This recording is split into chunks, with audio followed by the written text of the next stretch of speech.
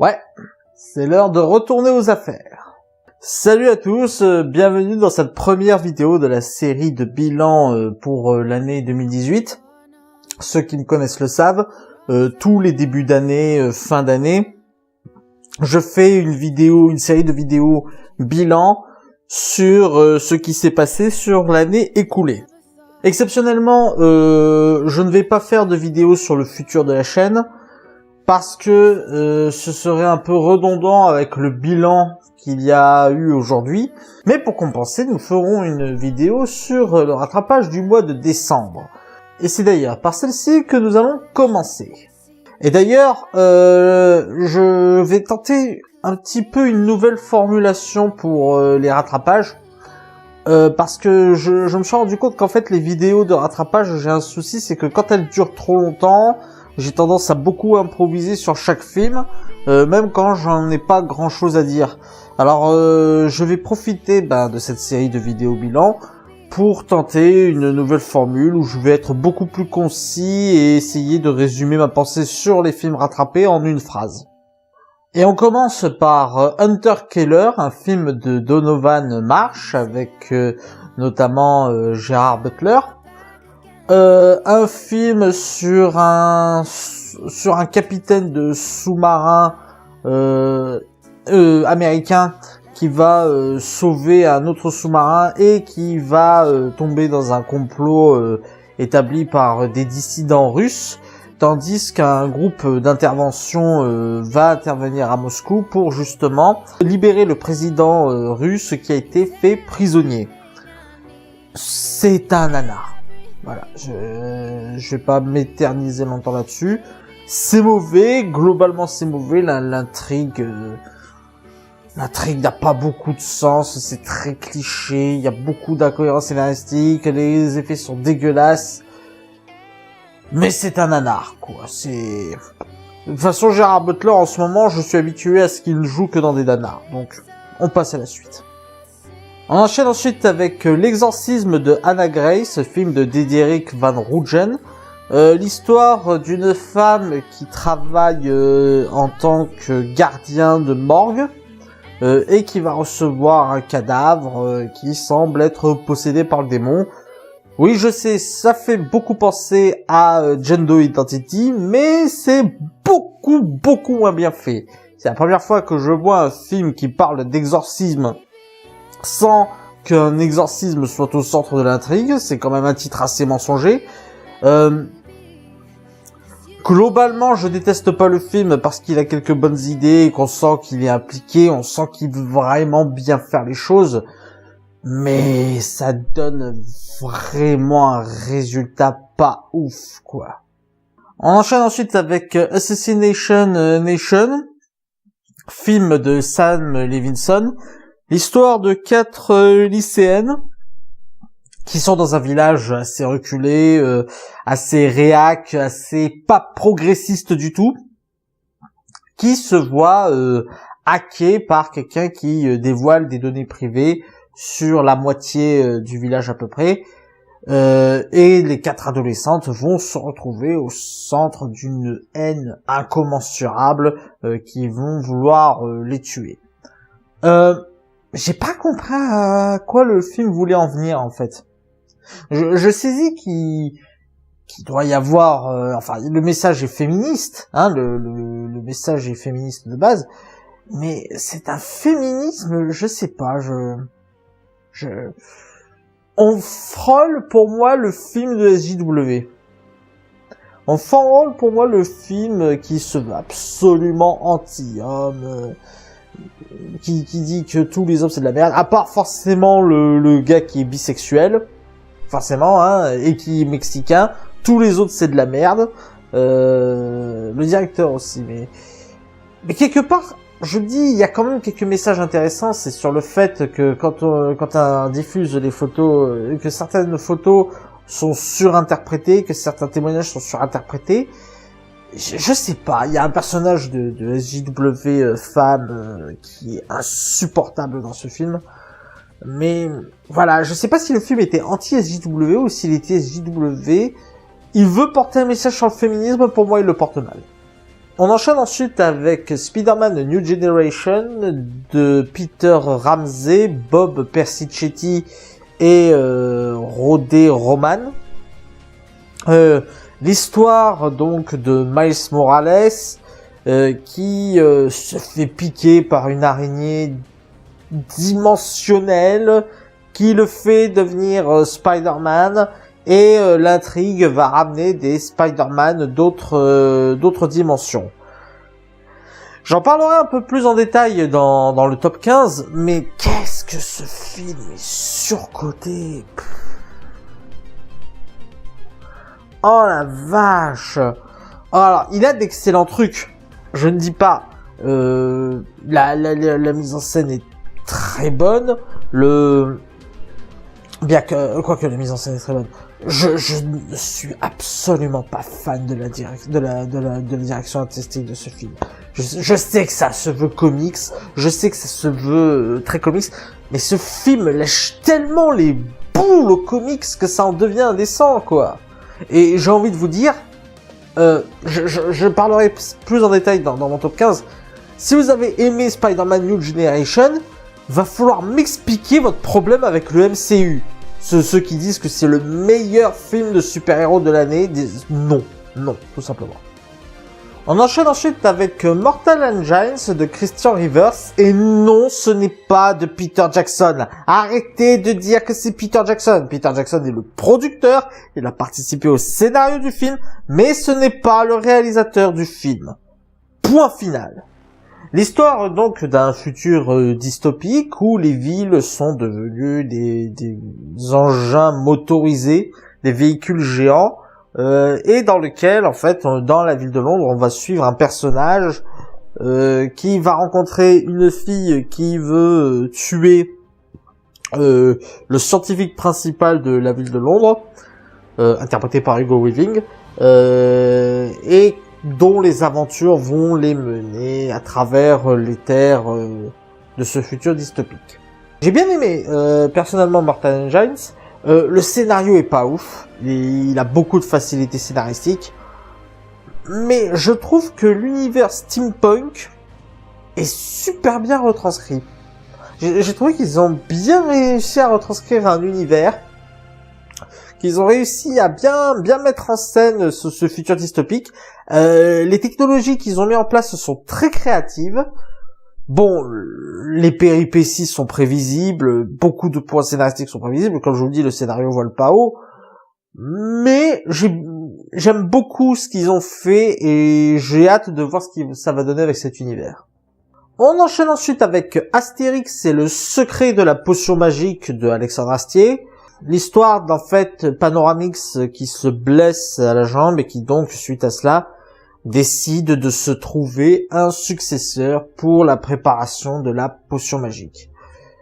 J'ai beaucoup aimé. J'ai beaucoup aimé ce film. Après, je ne l'estime pas aussi haut que beaucoup le font. Le dessin animé est très bien. Je trouve que Christian Clavier ne passe pas très bien en Astérix. Alex Lutz est insupportable au doublage. Le personnage du jeune droïde là, il est insupportable. Je comprends pas l'idée de lui foutre un accent pareil. Et au niveau scénaristique, pareil, je trouve qu'il y a des faiblesses. Je trouve qu'il y a des passages tellement forcés. La dispute d'Astérix avec Obélix, c'est tellement forcé. Mais après, j'avoue que le film regorge d'idées visuelles intéressantes, que la direction artistique est très bonne, et que le final de ce film est juste dingue. C'est juste génial. Mais après, il a quelques petits défauts. On enchaîne ensuite avec L'Empereur de Paris, film de Jean-François Richer, avec notamment Vincent Cassel. L'histoire de François Vidocq, qui est un bagnard, enfin un ancien bagnard qui arrive tout le temps à s'évader, qui se fait choper par la police et qui, en échange d'une lettre de grâce, va traquer les criminels de Paris, sachant que ça se déroule sous Napoléon.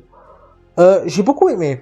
J'ai trouvé qu'ils avaient très bien mis en place une atmosphère poisseuse, crasseuse de ces années-là.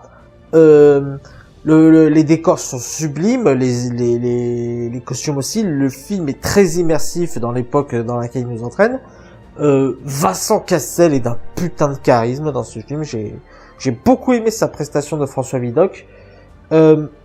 J'ai simplement un gros bémol avec ce film. Je trouve qu'ils auraient dû en faire plusieurs. Parce que ce film, l'histoire que nous raconte ce film est beaucoup trop compacte. Elle est beaucoup trop... Il raconte beaucoup trop de choses. Je veux dire, dans ce film, François Vidocq a le temps de démonter 2 pègres. Quand même. Et il y a des passages qui sont super importants, qui sont ellipsés, et d'autres dans lesquels on résout des intrigues, mais de manière beaucoup trop facile. Ce film aurait dû se faire en plusieurs parties. Enfin, en plusieurs films. Pas en un seul. Il est beaucoup trop condensé et beaucoup trop compact pour l'histoire qu'il nous raconte. Ensuite vient le film Bumblebee de Travis Knight. D'ailleurs, c'est assez rigolo que le dernier film sur les Transformers soit réalisé par Travis Knight. Sachant qu'avant, c'était Transformers The Last Knight. Voilà, c'est rigolo. Et d'ailleurs, c'est le petit bide de The Last Knight qui a lancé apparemment le reboot via Bumblebee. Bref, un truc rigolo. Bref, c'est rigolo. L'histoire de des Transformers, donc principalement de Bumblebee, qui va arriver sur Terre et qui va faire ami avec une fille, une ado des années 80. Enfin, oui, des années 80 puisqu'on est en 1987. Et qui va devoir combattre l'arrivée de 2 Decepticons. J'ai bien aimé le film Bumblebee. De ce que j'ai entendu dire et de ce que je sais de la saga Transformers, parce que j'ai toujours pas vu les films Transformers, ce film est très différent de la saga que nous avait créé Michael Bay. Peut-être, possible, je pourrais pas en dire plus, mais toujours est-il que j'ai bien aimé. Si c'est un reboot, je suis plutôt confiant sur l'univers cinématographique que va nous donner ce reboot. S'ils sont toujours dans cette patte-là. On est dans un système où il y a beaucoup d'humour. Il n'y a pas d'hypersexualisation de femmes comme dans les autres Transformers. Oui, j'ai pas vu les autres Transformers, mais Megan Fox n'est pas passé inaperçu, quoi. Bref. J'ai bien aimé. J'ai trouvé que faisait un peu film d'aventure. Ça faisait longtemps qu'on n'avait pas eu un film simple, en fait. Alors, simple, oui et non, parce qu'il y a les Transformers. Mais je veux dire, c'est un film qui m'a fait beaucoup penser au film du genre E.T. C'est fait sans cynisme, c'est fait avec vraiment une volonté de raconter une histoire entre un extraterrestre et une adolescente qui est touchante, même s'il est pénible quelquefois. La famille fait un peu trop cartoonesque. À part quelques problèmes scénaristiques, j'ai pas grand chose de mauvais à dire sur Bumblebee. On part ensuite sur Aquaman de James Wan, film du DC Cinematic Universe, qui donc présente le personnage super-héroïque de Aquaman, interprété par Jason Momoa. J'allais voir ce film avec beaucoup d'appréhension en me disant que j'allais pas aimer. J'y allais avec un esprit cynique en me disant, ça y est, ça se voit au bande-annonce, DC fait du Marvel-like. Je suis sorti je suis sorti très agréablement surpris. J'ai beaucoup aimé le film, c'est pas le meilleur film de super-héros de l'année. Infinity War est passé avant, désolé. Mais il est au coude à coude avec un autre film super-héros, Black Panther. Et j'ai beaucoup aimé Aquaman. J'ai trouvé que la mise en scène était très bonne, que l'univers qui nous était dépeint était très très appréciable. Visuellement, c'est ouf. Les mouvements de caméra pendant les scènes d'action sont juste géniaux. La mise en scène passe par plusieurs styles de films qui pourraient être dérangeants, mais qui au final est plutôt bénéfique en fait, parce que en fait la mise en scène du film raconte l'évolution du personnage. Voilà. Et bizarrement, c'est ce qu'ont pas aimé la plupart, hein, il y a évidemment des fans de DC qui ont adoré Aquaman, qui disent que c'est le renouvellement du DC Extended Universe, et qui veulent absolument que DC l'emporte sur Marvel, et c'est mort, les gars, hein, c'est... mais il y a beaucoup de fans de DC qui ont craché sur Aquaman parce que, pour les raisons qui m'ont rendu sceptique. Il a dit, ah, ça y est, c'est juste cool, c'était Durandal qui disait ça, c'est juste cool, ça y est, DC fait du Marvel, alors déjà, non, ça date pas que de maintenant, je vous rappelle Justice League, je vous rappelle Suicide Squad, voilà, et puis, non, c'est même pas de l'humour Marvel-like. Il y en a, mais comme je disais, ça sert la mise en scène. J'en parlerai un peu plus dans mon top, mais franchement, je me suis retrouvé dans la position de défendre Aquaman contre des pros d'ici. Un pro Marvel qui défend Aquaman contre des pros d'ici qui sont déçus que Aquaman ne soit pas dans la lignée de Batman vs Superman. La vie est à Camoulox. Vient ensuite le film Rémi sans famille de Antoine Blossier, qui en est aussi le scénariste, avec notamment Daniel Auteuil. Donc l'histoire de Rémi sans famille, Rémi qui est un orphelin, qui dans ses péripéties va faire la route d'un ancien artiste nommé Vitalis, qui va l'enseigner la chanson, qui va lui faire devenir un saltimbanque. Ça va se mettre sur une quête pour retrouver les parents de Rémi. Et aussi les aventures. J'ai adoré Rémi sans famille. Alors, il y en a qui lui reprochent d'être un film feel good, alors que les romans de base, c'est pas des romans feel good, ils ont fait du film un roman feel good. Je trouve déjà que le film n'est pas si feel good que ça. Feel good, c'est les feel good movies, c'est des films qui sont faits pour se sentir bien. Je trouve que Rémi sans famille n'est pas tellement un film où on se sent bien, où on en sort, je suis content, ce film m'a apporté que des choses positives. Je trouve qu'ils sont super bien condensés, les malheurs qui arrivaient à Rémi. Et je pense que c'est fait exprès qu'ils ne lui mettent pas tous ses malheurs, parce que, je sais pas, vous avez déjà vu toutes les tronches toutes les merdes qui arrivent sur la tronche de Rémi? Je vous conseille la vidéo du joueur du grenier avec chouchou, pistolet, bidon d'essence, demander des allumettes. Rémi sans famille ne va pas à l'arrache-cœur, je trouve. Il exploite plutôt bien son univers et il reste très dur. L'une des scènes avec Vitalis, tout simplement a arraché le cœur. Mais j'ai trouvé que ce film était très bien. L'univers en plus est super bien reconstruit. J'ai quasiment rien de mal à dire sur Rémi sans famille. C'est un excellent film et je suis très content qu'on ait fait une superbe adaptation d'un conte français en France. Parce qu'en général, les adaptations, c'est pas ce à quoi en France on est les plus forts en général. Et on termine avec le retour de Mary Poppins. J'ai pas de mots pour qualifier ce film.